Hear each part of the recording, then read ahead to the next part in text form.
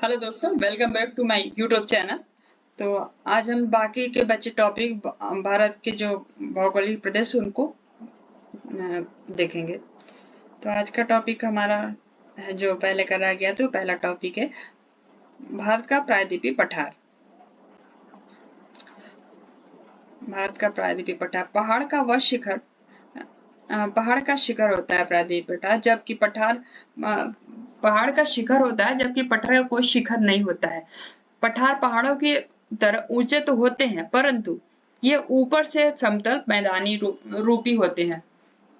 धरातल का विशिष्ट स्थल रूप जो अपने आसपास के जमीन से पर्याप्त ऊंचा होता है और जिसका ऊपरी भाग चौड़ा और सपाट हो, पठार कहलाता है। सागर तल से इसकी औसत ऊंचाई 600 मीटर तक होती है। संपूर्ण धरातल के 33% भाग पर इसका विस्तार पाया जाता है। भारत में पठार को निम्न वर्गों में वर्गीकृत किया गया है। पहला आपका मालवा का पठार। मालवा का पठार 3 राज्यों में फैला हुआ है, गुजरात, मध्य प्रदेश व राजस्थान। जी यहाँ पे आप देख सकते हैं मालवा का पठार। इसका निर्माण ग्रेनाइट से हुआ है, काले मिट्टी से ढका हुआ है, ऊंचाई 500 से 610 मीटर है। इसे लावानिरी पठार भी कहा जाता है। इसमें कुछ लावा द्वारा बनी पहाड़ियां भी हैं। यमुना की सहायक नदी चंबल ने इसके मध्य भाग को प्रवाहित किया है। पश्चिमी भाग को माही नदी ने प्रवाहित किया है। माही नदी अरब सागर में जाकर गिरती है। पूर्वी भाग को बेतवा नदी ने प्रवाहित किया है। मालवा का पठार अरावली पर्वत व विंध्याचल पर्वत के बीच अवस्थित है। दूसरा आपका बुंदेलखंड का पठार। यहाँ पे आप देखिए बुंदेलखंड का पठार उत्तर प्रदेश और मध्य प्रदेश के बीच में फैला हुआ है। इसका निर्माण नीस और ग्रेनाइट से हुआ है। इसका ढाल दक्षिण से उत्तर और उत्तर पूर्व की तरफ है। यहाँ कम गुणवत्ता वाले लौह अयस्क पाए जाते हैं। बुंदेलखंड का पठार है आपका यहाँ पे। प्राचीनता भूखंड वाला यह पठार मुख्यतया सोन नदी के अपवाद क्षेत्र में स्थित है। इसके पश्चिम में रीवा पन्ना का पठार, दक्षिण में सतपुड़ा पहाड़ी की पूर्वी श्रेणी मैकाल, पूर्व में छोटा नागपुर का पठार तथा उत्तर में विंध्य श्रेणी फैली हुई है। इसमें ग्रेनाइट, नीस क्वार्टजाइट, कांग्लोमरेट एवं चूना पत्थर की चट्टानें पाई जाती हैं। छोटा नागपुर का पठार नेक्स्ट है। ये छोटा नागपुर का पठार। छोटा नागपुर का पठार झारखंड, पश्चिम बंगाल, बिहार व छत्तीसगढ़ में फैला हुआ है। इसके पूर्व में सिंधु गंगा का मैदान और दक्षिण में महानदी है। इसका क्षेत्रफल 65,000 वर्ग किलोमीटर है तथा औसत ऊंचाई 700 मीटर है। छोटा नागपुर का पठार 3 छोटे छोटे पठारों से मिलकर बना है, जिनमें रांची का पठार, हजारीबाग का पठार और कोडरमा का पठार शामिल है। इस पठार क्षेत्र में कोयला का अपार भंडार है, जिससे दामोदर घाटी में बसे उद्योगों के ऊर्जा पूरी होती है। रांची पठार सबसे बड़ा पठार है, जिसकी औसत ऊंचाई 700 मीटर है। नेक्स्ट आपका शिलोंग का पठार। ये शिलोंग का पठार यहाँ पे। शिलोंग का पठार गारो, खासी और जयंतिया पहाड़ियों से मिलकर बना है। इस पठार में कोयला और लौह अयस्क तथा चूना पत्थर के भंडार उपलब्ध हैं। नेक्स्ट दक्कन का पठार। ये दक्कन का पठार आपका। यह भारत का विशालतम पठार है, जो दक्षिण के 8 राज्यों में फैला हुआ है। इस पठार का आकार त्रिभुजाकार है तथा इसका विस्तार लगभग 7,05,000 वर्ग किलोमीटर क्षेत्रफल में है।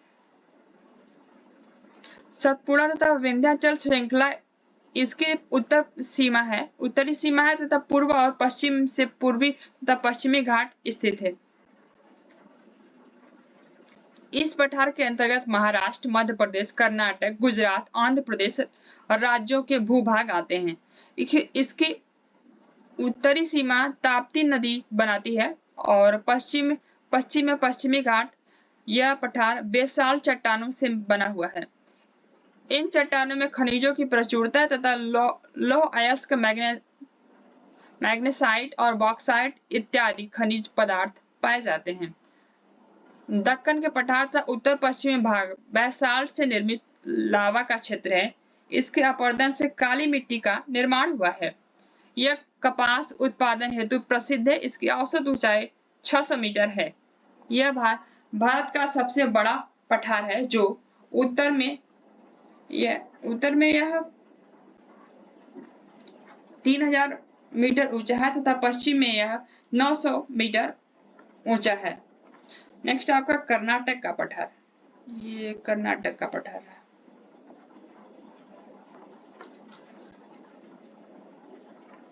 यह दक्कन लावा क्षेत्र के दक्षिण में अवस्थित है। कर्नाटक के पठार में मालनद पश्चिम घाट के निकट लगभग 64 किमी चौड़ी पहाड़ी तथा विच्छेदित पठारी भाग है। रायचूर मैदान मालनद के पूर्वी भाग में अवस्थित है। बाबा बुदन की पहाड़ी लव अयस्क के लिए जो प्रसिद्ध मानी जाती है, इसी पठार के अंतर्गत आती है। इस क्षेत्र की ऊंचाई 600 मीटर से 900 मीटर है। मुलनगिरी 1923 मीटर सबसे ऊंची चोटी मानी जाती है यहाँ के। उसके उपरांत है कुंद्रनमुख 1892 मीटर की ऊंचाई में। नेक्स्ट आपका तेलंगाना का पठार। ये तेलंगाना का पठार।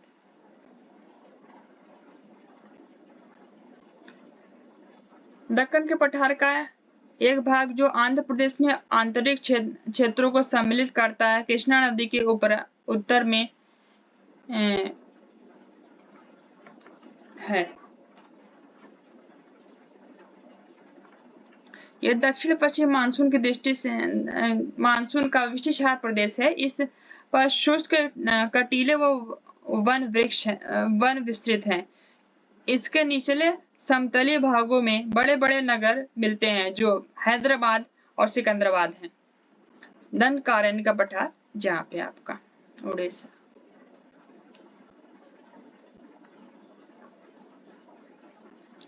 छत्तीसगढ़ और ओडिशा के भागों में फैले हुए इस पठार में आर्कियन युग की पुरानी आग्नेय और परावर्तित चट्टानें हैं। लौह अयस्क के हेतु प्रसिद्ध वेलाडीला रेंज इसी पठार पर स्थित है। कालाहांडी पठार भी इसी क्षेत्र में शामिल है। इंद्रावती नदी इस पठार को अपवाहित करती है। इस पठार में लोहे, कोयला, मैग्नीज, स्लेट और बिलोरी पत्थर की भारी चट्टान है। भारत के तटीय मैदान। भारत के समुद्र तट की कुल लंबाई 7516 किलोमीटर है लगभग। इसमें से कुछ मुख्य भूमि की तटीय रेखा की लंबाई 5422.6 किलोमीटर है, जबकि द्वीप प्रदेशों के तटीय रेखा की लंबाई 2094 किलोमीटर है।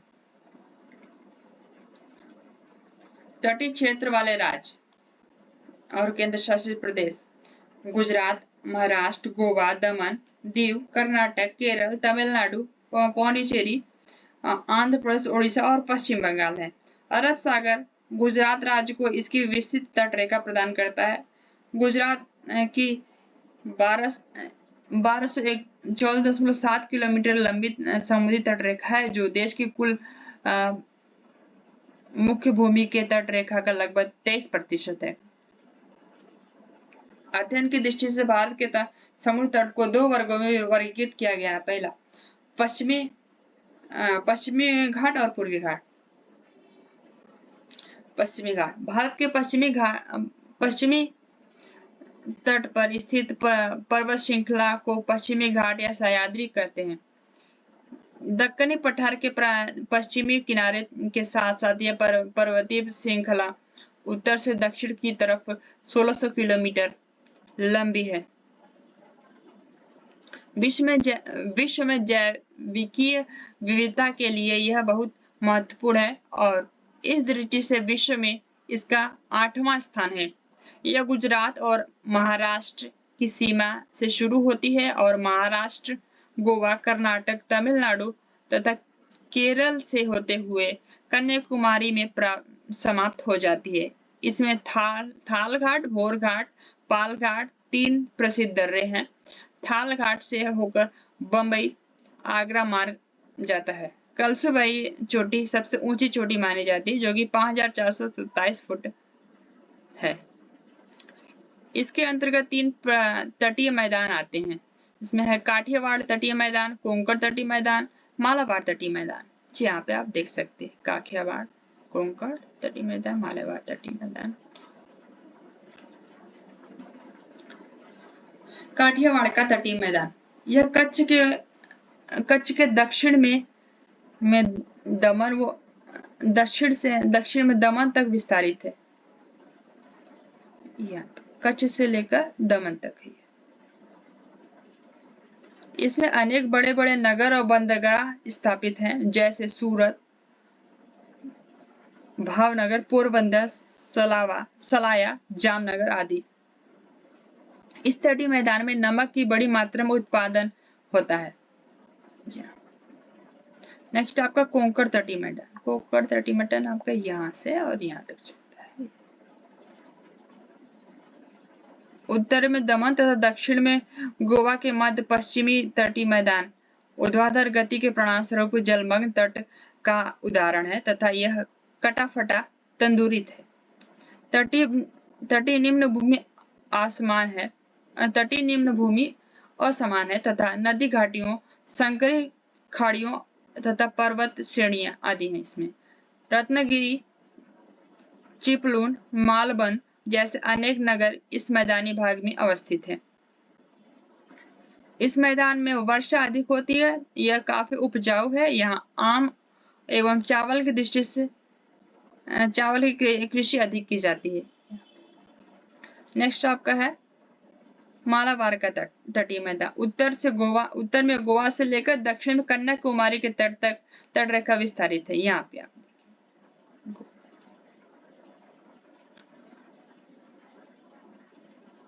दक्षिण तटीय क्षेत्र में ग्रीष्म में मानसून के दौरान अत्यधिक वर्षा होती है। वर्षा अधिक होने तथा सामान्य तापमान अनुकूल होने से सुपारी, गरम मसाले, केला, आम, नारियल, चावल आदि की पैदावार होती है। यहाँ पे इसमें लंबे और सक्रिय कयाल पाए जाते हैं। केरल के अधिकांश नगर इसी मैदानी भाग में स्थित हैं। अष्टमुदी और वेम्बनाड यहाँ के प्रमुख झीलें हैं। इस तट में उन्मज्जन और निमज्जन के संकेत मिलते हैं। नेक्स्ट है आपका पूर्वी घाट।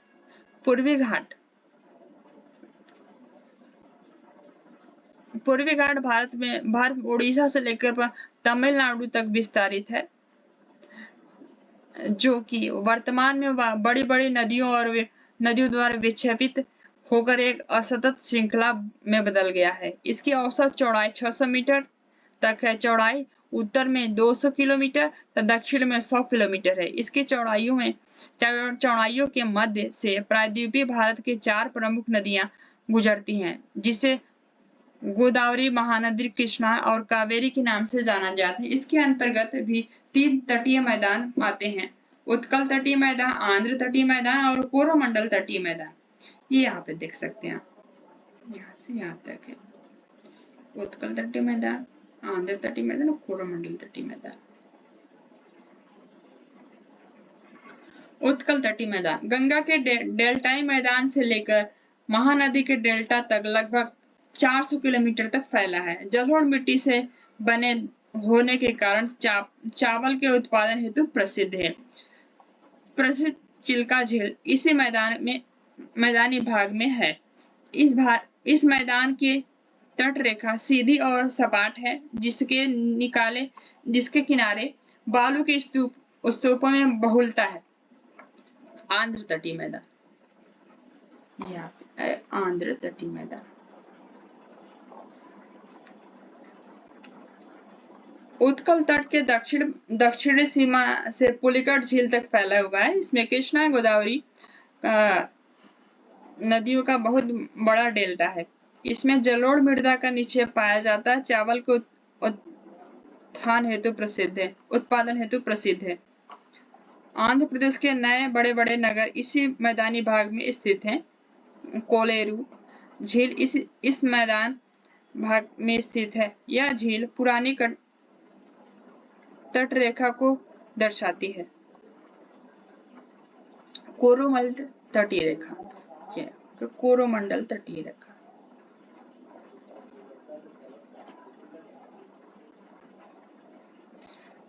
चेन्नई के उत्तरी भाग से लेकर दक्षिणी कन्याकुमारी तक लगभग 675 किलोमीटर तक विस्तारित है।